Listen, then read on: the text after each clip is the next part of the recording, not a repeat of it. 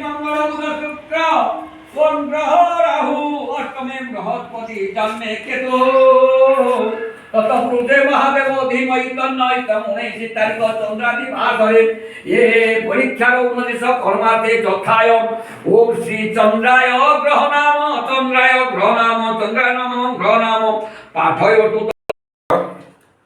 ओम श्री श्री चंद्रेश्वर महादेवाय नमो।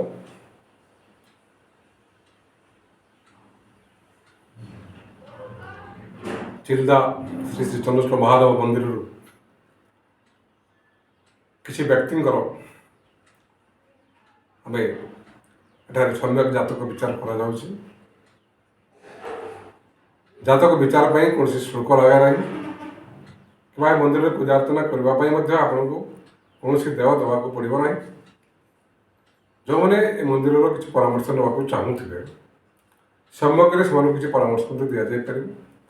जो मन डेट ऑफ बर्थ टाइम्स आम पाखक पठेबे मंदिर परिचालन कमिटी तरफ मंदिर पूजक आयोजक कर्मकर्ता पंडित समस्त को लेकिन विचार करा से विचार जदि आप किसी त्रुटि परिलक्षित कलु किसी जातक किसी त्रुटि परिलक्षित कलु ताले आप सूचना प्रदान करूँ किसी आप चंद्रेश्वर महादेव मंदिर किसी आप शिवंकर निकट पूजा अर्चना कर आप सूचना देवु एवं ये आपंकर मत अनुजाई चंद्रेश्वर महादेव मंदिर में आप पूजा भी कर। तो गोटे विचार आम पाखक आसी जो विचार आम देखु से आमको बाय फोन जन नाम अच्छे तो गार्डियन राजकुमार तो डेट ऑफ बर्थ से कहते 26/7/2009 टाइम 7:40 सकाल जन्मस्थान हूँ केन्दुझर मेडिकल। तब ये जातक को सम्यक विचार कर देखु जातकर आज तारीख आपंकर हूँ 28 फेब्रुआरी 2024 सुधा 15 वर्ष पूरी 15 वर्ष पूरी जाइए 2 दिन है 15 वर्ष पूरी ये जातक आपंकर 25/11 कुंभ राशि अंतर्भुक्त एवं जातक एक्चुअल अक्षर का नामकरण सोसा शीशो गो गोरे हवा कथा था किंतु जेहेतु तार नामकरण दि जाइए राजकुमार आम से नाम अनुसार ही आम धरुचे नाम और तार समय को देखी जन्म समय को देखी आम तार जातक को विचार कर 26/2/2009 मसीहा से आप गुरुवार थी कुंभ मास शुक्ल द्वितीय तिथि आप जन्मग्रहण होती मध्य नाटी आप मानव गण में जन्म होती मीन लग्न में पूर्व भाद्र नक्षत्र आप जन्म होती कुंभ राशि आप जन्मग्रहण कर। ये राशि में शुभ संख्या हूँ 1 3 7 9 शुभ वर्ष हूँ आप 15 20 33 40 54 एवं राशि शुभ ग्रह होती शनि बुध शुक्र और ये राशि आप शुभ रंग हूँ कला और नील। ये राशि आराध्य देवता होती सदाशिव और आराध्य देवी होती माँ दक्षिण काली। ये जो राशि रही है आमर कुंभ राशि ये व्यक्ति मंगलवार केते शुभ नुह तेणु से मंगलवार मानि चढ़ा पड़ो। एवं ये राशि वर्तमान शनि महादशा अंतर्भुक्त दे गति कर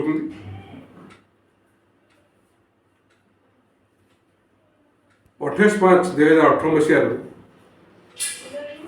ये राशि शनि महादशा मध्य गति करुच्ची किंतु शनि महादशा चलते कौन क्षतिकारक नुह शुभ फलप्रद अच्छी।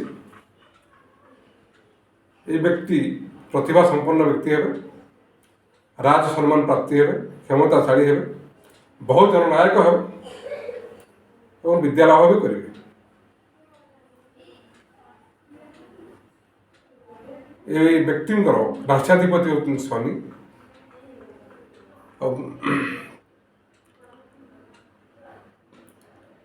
तेणु अन्य प्रायतः सबकि व्यक्तिर शुभ ही अच्छी। ये कोष्ठी जो जातक कहे मांगलिक दोष आदौ किसी ना।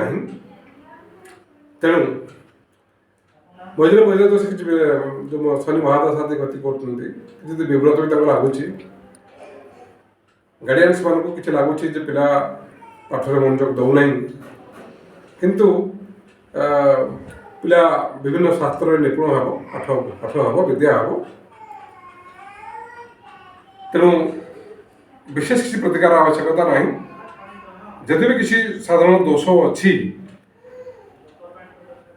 ताकू स्वल्प प्रतिकार माध्यम भी आप प्रतिकार कर मंदिर में आप पूजा अर्चना करेंगे। जदि आप अधिक किसी जातक संपर्क में जानवा चाहूे आप बड़ बड़ ज्योतिष सहित परामर्श भी करेंगे। तेणु जेहेतु ये राशि आप घात ग्रह होती रवि चंद्र मंगल। तेणु यही राशि आपणकर दशम स्थान लग्न ठारू द्वादश स्थान में मंगल बुध गुरु और राहु उपस्थित अच्छा। तेणु जेहेतु मंगल ग्रह ये राशि एत शुभप्रद नुहति।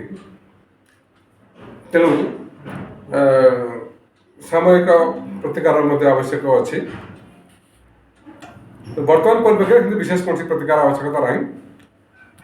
आप चाहिए